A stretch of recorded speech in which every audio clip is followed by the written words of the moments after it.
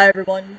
I have not updated in ages. I realize I had a death in my family, unfortunately, and then last week my school quarter started.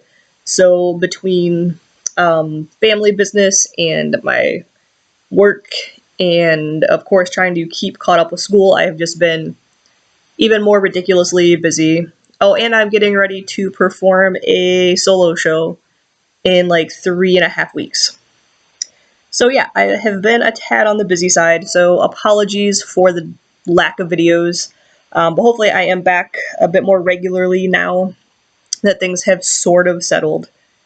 So I don't have any big news or anything to share. I just wanted to kind of check in before I start on the pile of homework I need to work on tonight.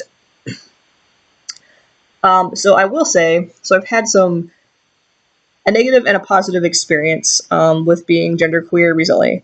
Well, I have lots of positive experiences all of the time. Um, and so for the positive experience, I happened to be out with a friend to see her brother's band play maybe a week or two ago.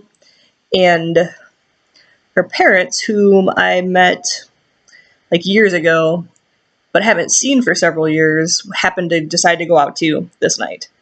And so I can't even tell you like when or how I came out to her parents, or if she told them, or if they just knew from Facebook or whatever.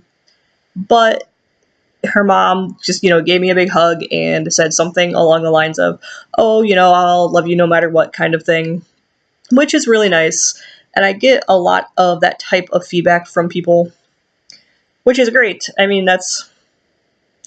Hopefully people would do that anyways, but it's really nice. I like to share those happy little moments because it occurred to me I have not had a single negative, like when that happened, I've never had a single negative experience coming out yet, which I think is maybe unusual and maybe related to my like age demographic.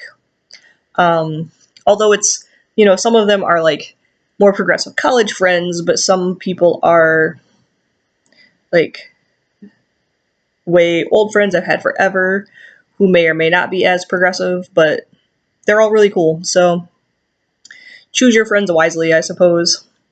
The kind of negative experience was the actual funeral I attended because, like, my sister and my best friend, I'm obviously out to, and there were some like extended family that I don't even like. I cannot remember always who I've come out to. I'm pretty open on like Facebook and things, so I never really know, like, have I told people? Have they seen posts? Do they know? I don't know. I just assume everyone knows, kind of. But I knew there were some very extended people that just wouldn't know. And then the other, like, everyone else there, I had never met before in my life. And clearly standing in a funeral line, I'm not having those types of conversations. It's just weird. But that meant that I was misgendered for several hours, and that was really, it was really weird because more and more, like, I'm not misgendered unless I'm at a like work type event or in like public places, um, where people aren't trained or normally using like they them pronouns. So it, like, those are the types of situations that are more triggering for like my social dysphoria because they're becoming more rare for me, which is awesome, I suppose.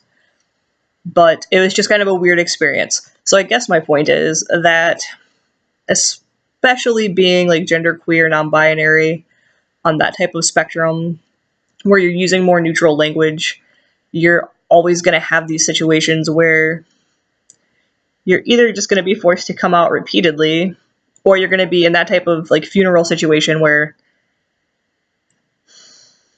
you can't really do that. So that's it. That's kind of like what's been going on gender-wise with me, I suppose, is the best way to say it. Anyways, that was just some stories for you. Tell me what you want me to actually talk about. Tell me real things you would like to hear from me. And I would be happy to do so. Good night.